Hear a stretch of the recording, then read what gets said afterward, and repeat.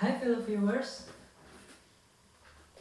Takara Tripod Rover 66, Takara Rover 66. Kali ini aku pengen ngebahas tentang tripod yang baru aja aku dapat. Lebih tepatnya beli sih,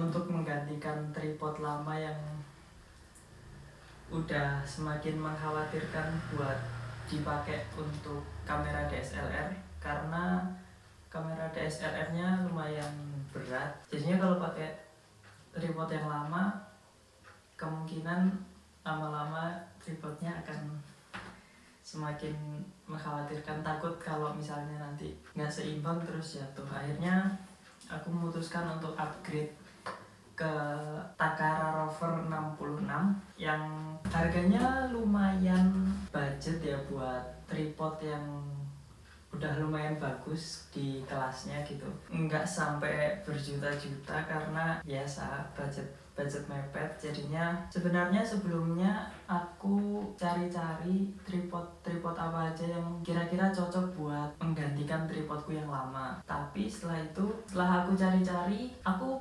nemu tripod Beike. Serinya aku kurang hafal karena pakai angka-angka gitu, bukan nama.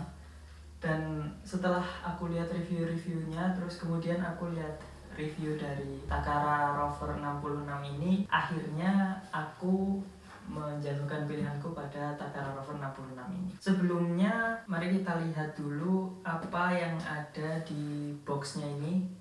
Kita lihat spesifikasi tulisannya. Yang pertama ada UNC quarter mounting screw, kemudian beratnya 1,5 kilo, lumayan berat juga ini. Terus kamera yang bisa ditaruh di atas tripod ini itu sampai 8 kilo. Aku nggak tahu realnya berapa, tapi di sini tulisannya 8 kilo. Terus tinggi, kalau misalnya kita taruh di sini tulisannya 56,5 cm. Tinggi maksimum ketika kita memakai tripod ini adalah 160 cm. Yang itu bisa dibilang lebih tinggi daripada tinggi badanku sendiri. Jadi udah lumayan banget buat kalau misalnya mau foto atau ngerekam video yang aku ngerekamnya berdiri gitu. Terus kemarin sebenarnya di waktu mau beli tripod ini ada beberapa pilihan, tapi aku nyari yang harganya paling rendah, sekitar 600 ribuan, karena aku sebenarnya belum begitu membutuhkan part-part lainnya gitu, pelengkap dari tripodnya. Jadi aku memutuskan untuk beli ya cuma tripodnya aja untuk sekarang. Kenapa aku pilih Takara Rover 66 ini? Karena setelah aku lihat-lihat reviewnya dan aku baca-baca, aku cari-cari di internet, tripod ini yang paling harganya paling rendah, tapi kualitasnya bisa dibilang udah lumayan mumpuni lah buat keawetannya, dan bisa dibilang ini nggak kalah dibandingkan tripod-tripod yang harganya di atas 600 ribuan gitu. Terus kemudian kenapa aku pilih ini juga, karena upgradability-nya. Jadi karena aku nggak punya uang langsung banyak gitu, jadi sedikit-sedikit, akhirnya aku memutuskan untuk beli ini karena ini bisa di-upgrade. Diganti atasnya, yang atasan ball headnya bisa diganti pakai pan head atau fluid head. Kemudian udah pakai quick release Arca Swiss juga, jadinya istilahnya lebih universal lah. Kalau mau cari spare part dan lain sebagainya bisa lebih gampang. Sekarang kita coba buka aja ya isinya apa. Yang pertama ada tripod beserta tasnya, kemudian kita dapat ini sertifikat QC kayaknya. Terus ada tulisan spesifikasinya juga di sini. Terus kemudian di sini masih ada satu lagi, ada kertas panduan sama 3 ukuran kunci L. Ini aku nggak tahu ini buat apa, tapi nanti kita lihat coba ya. Di sini ada petunjuknya. Kayaknya ini untuk sekarang masih belum dibutuhkan. Terus sekarang kita langsung masuk ke tripodnya aja. Sebenarnya untuk ukuran tripod yang bisa sampai 160 cm ini bisa dibilang lumayan ringkas sih, walaupun lumayan berat juga, 1,5 kilo. Kalau dibawa lama-lama juga bakalan bikin punggung capek jadinya, apalagi kalau kita bawa sama kameranya juga. Jadi kalau dibawa lama-lama pasti bakalan capek juga. Ini kita taruh singkirin dulu, terus di dalamnya langsung tripodnya dilapisin sama plastik. Ini dia tripodnya. Kalau lihat dari first impressionnya, bahan aluminiumnya ini bisa dibilang kualitasnya apa ya, kelihatan kokoh. Aku sendiri nggak begitu tahu tripod mahal yang di atas 1 jutaan itu kualitasnya kayak gimana, apalagi kebanyakan tripod di atas 1 juta sekarang bahannya kan udah karbon ya, dan itu pasti lebih kokoh dan lebih kuat. Tapi ini bisa dibilang lumayan sih karena aluminium juga, terus kemudian kalau dipegang juga kerasa padat gitu isinya, nggak kayak tripod yang kalau misalnya kita beli harganya 100.000 ke bawah, itu aluminiumnya kalau dipegang kerasa tipis banget. Kita mulai dari bawah dulu kali ya. Di bawahnya ini ada base-nya ini karet biasa.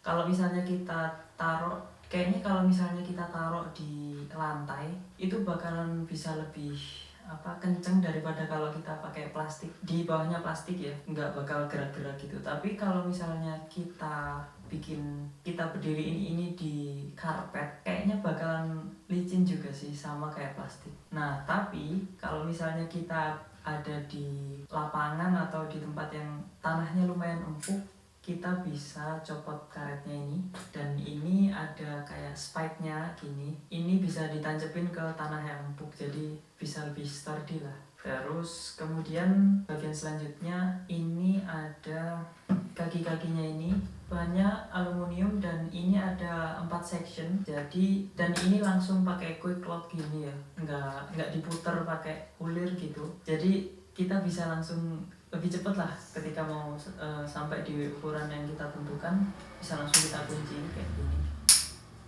Ini udah nggak bisa maju mundur, kuat banget. Di tripodku yang lama itu kalau misalnya ini di kunci kayak gini, dia itu masih ada kemungkinan maju mundur, jadinya nggak kenceng gitu. Jadi suka rada ngeri juga kalau misalnya kita berdirikan terus nggak ngunci secara kenceng, nanti takutnya nggak seimbang terus jatuh. Kemudian ini ada 3 kakinya, ini salah satunya bisa dicopot untuk jadi monopod. Nah, ini bisa dipanjangin juga kayak tadi. Terus ini nanti bisa disambungin sama ball headnya, nanti bisa jadi monopod. Sebenarnya ada tambahan gitu buat monopodnya, tapi karena aku belinya yang cuma tripodnya aja, jadi aku nggak dapet ekstranya itu buat monopod. Kebetulan untuk sekarang aku nggak begitu butuh monopodnya, karena keperluanku sebenarnya untuk sekarang cuma buat rekam video biasa, nggak perlu dibawa kemana-mana gitu. Jadi aku merasa belum begitu perlu monopodnya. Jadi nanti kalau misal suatu saat nanti perlu, aku bakal beli terpisah. Terus kaki-kakinya ini ada 3 ukuran lebar kakinya yang bisa kita lebarin kayak gini. Yang pertama segini, terus kemudian yang kedua ini nggak tahu 30 derajat mungkin ya.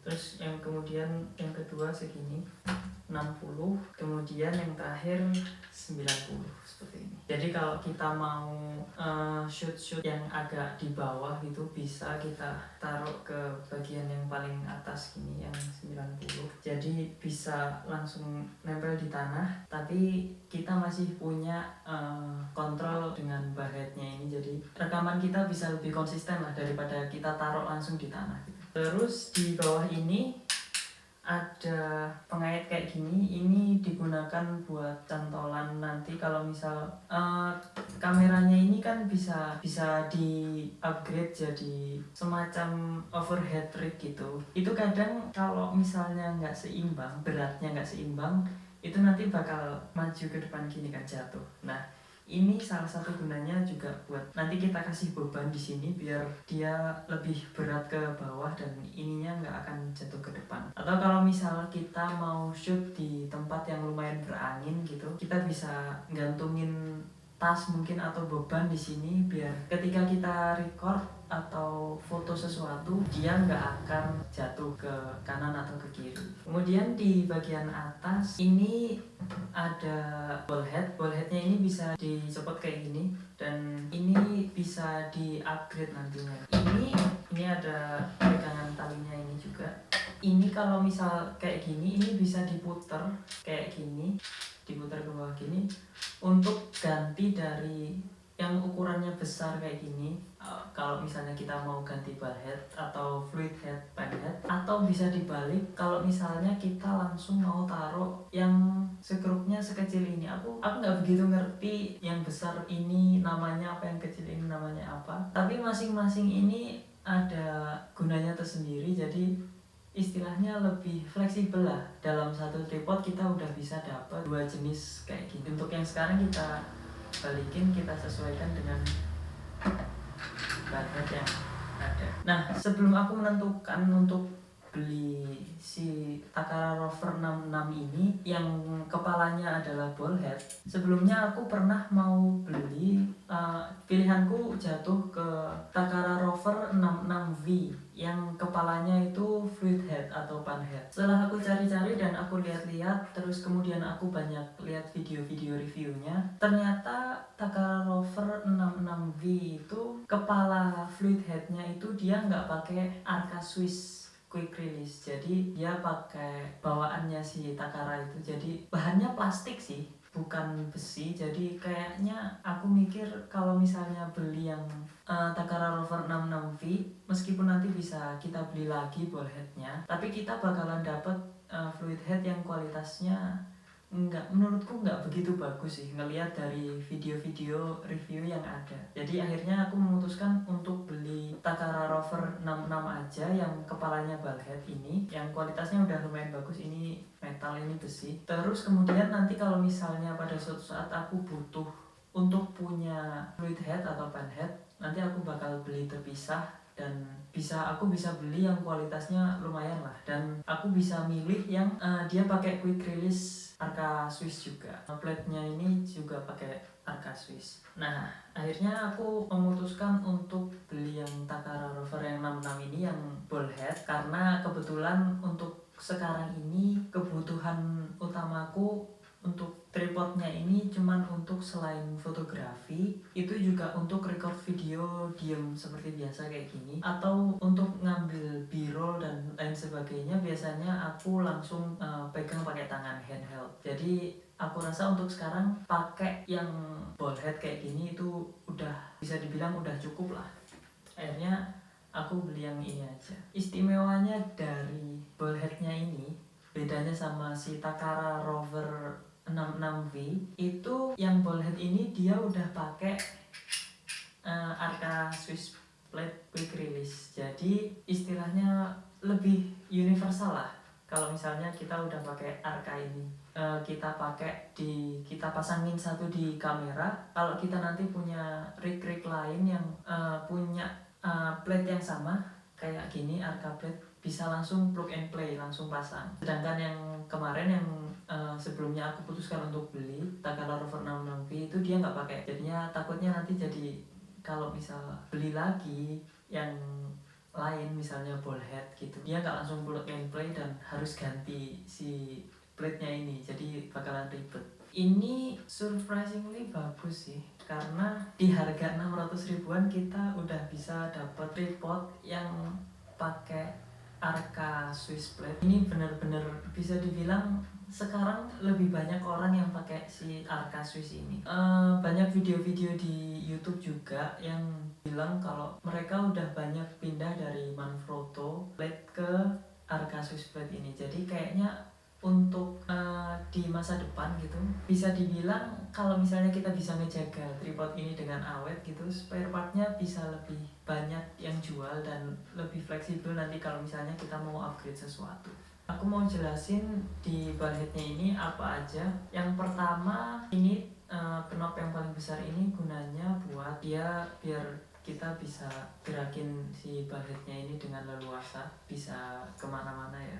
Terus kemudian kalau yang ini gunanya untuk mengunci bagian sini biar dia kencang. Ini yang besar ini juga bisa digunakan untuk kunci si bulheadnya ini. Ini kenceng banget sih. Terus kemudian di knob yang bawah ini digunakan buat muter plate-nya ini.